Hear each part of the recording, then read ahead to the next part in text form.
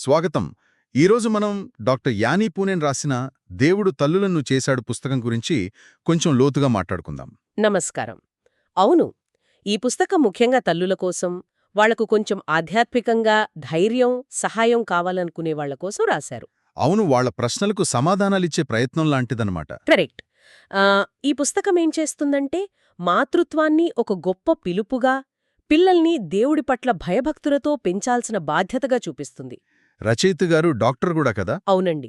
అందువల్ల కేవలం ఆధ్యాత్మిక విషయాలే కాకుండా గర్భిణీలకు, కొత్త తల్లులకు చాలా ప్రాక్టికల్ సలహాలు కూడా ఇచ్చారు. అంటే ఈరోజు మన చర్చలో ఆ ఆధ్యాత్మిక సూత్రాలు, ఆచరణీయమైన సలహాలు రెండింటినీ పరిశీలిద్దాం. తప్పకుండా. అదే మన లక్ష్యం. సరే, మరి మొదలు పెడదాం. అసలు మాతృత్వం ఎంత ముఖ్యమైనదో ఈ పుస్తకం ఎలా చెబుతోంది? రచయిత్రి ఒక ముఖ్యమైన పాయింట్ చెప్తారు. తల్లిగా ఉండటం అనేదే అంటే భూమి మీద ఉన్న అత్యంత గొప్ప పిలుపుల్లో ఒకటి అని. గొప్ప పిలుపు. కానీ చాలామంది తల్లులు ఆ పిలుపు ఎంత గొప్పదో నిజంగా గుర్తించరట. అందుకే నిరుత్సాహపడిపోతూ ఉంటారు అని ఆమె అంటారు. అది నిజమే కదా. ఆ ప్రాముఖ్యతను గుర్తించకపోవడం పెద్ద సమస్యే. అవును. అందుకే పుస్తకంలో తిమోతి గురించి చెప్పారు. అంటే అతని తల్లి యూనికే, వాళ్ల అవ్వ లోయి నుంచి వచ్చిన నిష్కపటమైన విశ్వాసం. అంటే ఎలాంటి కల్మషం లేని నమ్మకం. అది ఊరికే కుటుంబ సభ్యత్వం కాదని, ఒక తరం నుంచి ఇంకో తరానికి ఆ విశ్వాసాన్ని అందించడం అనేది ఒక పవిత్రమైన బాధ్యత అని రచయిత్రి ఉద్దేశం. ఇందులో తల్లి పాత్ర చాలా కీలకం. ఇంకో పోలిక కూడా ఆసక్తికరంగా అనిపించింది నాకు. పిల్లల్ని దేవుడిచ్చిన బహుమతిగా, అంటే యోధుడి చేతిలో బాణాల్లాగా పోల్చారు. అవును. ఆ బాణాలతో శత్రువుని ఓడించవచ్చని చెప్పడం, అది కొంచెం అంటే పిల్లల పెంపకమనేది ఒక ఆధ్యాత్మిక యుద్ధం లాంటిదా? ఆ పోలిక ఆ బాధ్యత ఎంత లోతైనదో చెబుతుంది. అయితే రచయిత్రి ఇంకో విషయం కూడా హెచ్చరిస్తారు. ఏమిటది? పిల్లలు బాగా పెరిగినప్పుడు, మంచిగా ఉన్నప్పుడు ఆ గొప్పతనమంతా దేవుడిదే అనుకోవాలి కాని, అది మన పెంపకం గొప్పతనం వల్ల జరిగిందని గర్వపడకూడదట. గర్వం పడకూడదా? పడకూడదు. గర్వమనేది మన ఆధ్యాత్మిక ఎదుగుదలకు అడ్డొస్తుందని ఆమె నమ్మకం. ఇంకో విషయం, ఇంటిని పిల్లలకు స్వర్గంలా మార్చాలట. స్వర్గంలా అంటే వాళ్లు ఎక్కడున్నా సరే ఇంటికి తిరిగి రావాలని కోరుకునేలా చెయ్యాలి. అది తల్లుల ముందున్న పెద్ద సవాలని పుస్తకంలో నొక్కి చెప్పారు. ఇంటి వాతావరణం గురించి చెప్పారు. మరి తల్లి యొక్క అంతర్గత జీవితం, ఆమె మనస్సాక్షి, వీటి గురించి పుస్తకం ఏం చెబుతోంది? దానికి పిల్లల ఎదుగుదలకి ఏమైనా సంబంధం ఉందా? ఖచ్చితంగా ఉంది. పిల్లలు దేవుడి మీద భయభక్తులతో పెరగాలంటే తల్లికి చాలా సున్నితమైన, అంటే చురుకుగా ఉండే మనస్సాక్షి ఉండటం చాలా ముఖ్యమంటారు రచయిత్రి. సున్నితమైన మనస్సాక్షి. అవును. ఇక్కడ ఆశ్చర్యమేంటంటే పెద్ద పెద్ద పాపాలే కాదు, మనం చాలా చిన్నవి అనుకునే కొన్ని విషయాలు కూడా మనస్సాక్షిని మొద్దుబారేలా చేస్తాయట. అలాగా? ఏంటవి? చిన్న విషయాలు కూడా అంత ప్రభావం చూపుతాయా? చూపిస్తాయట.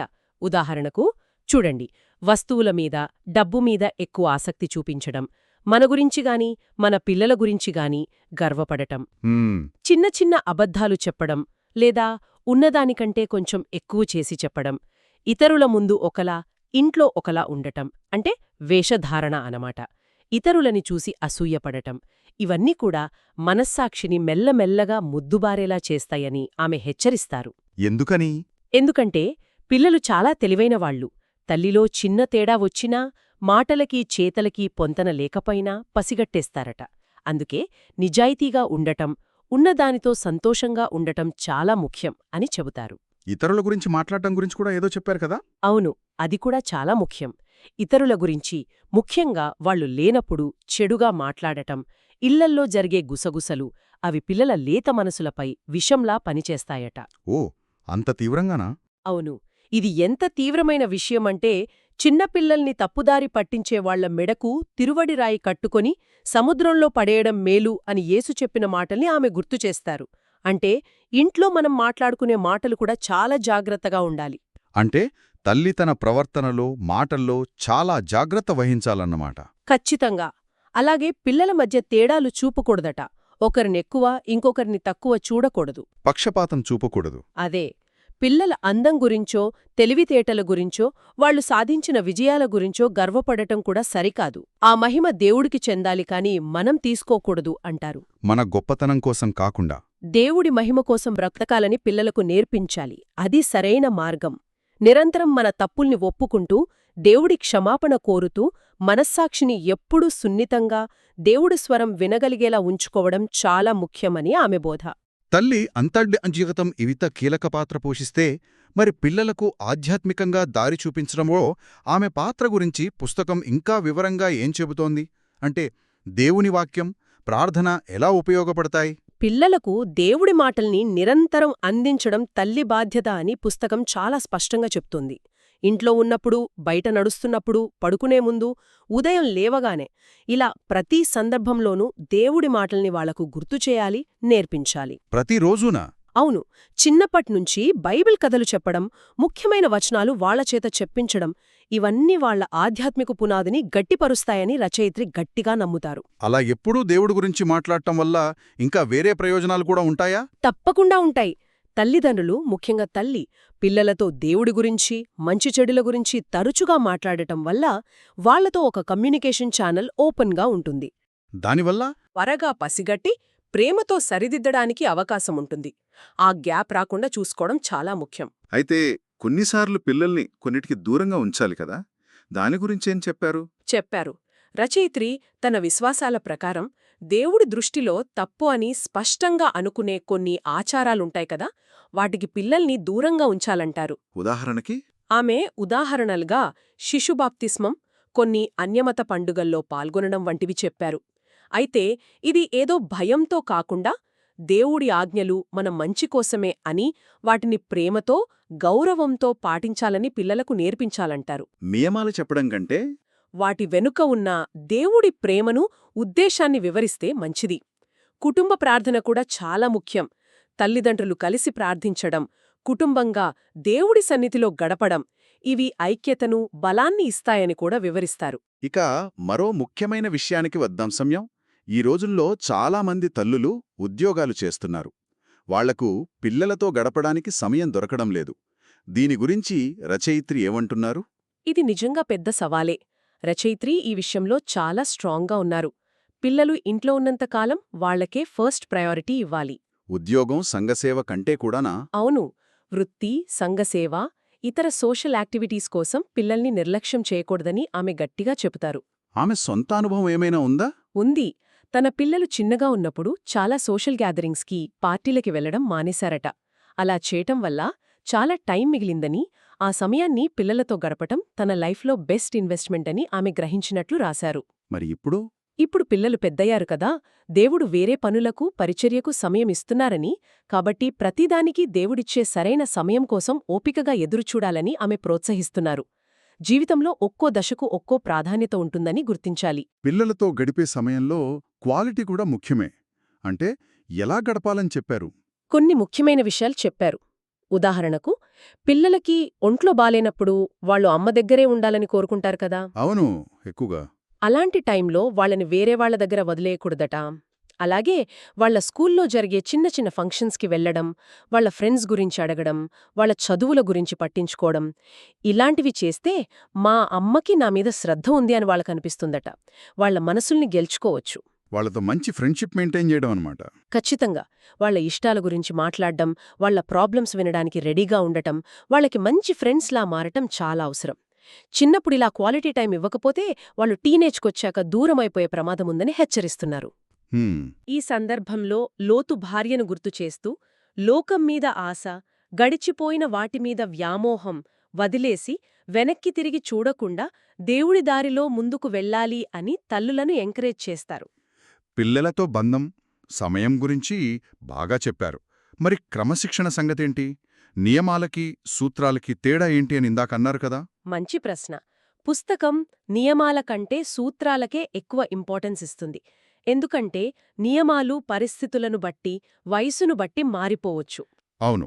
కానీ సూత్రాలు లైఫ్ లాంగ్ గైడ్ చేస్తాయి.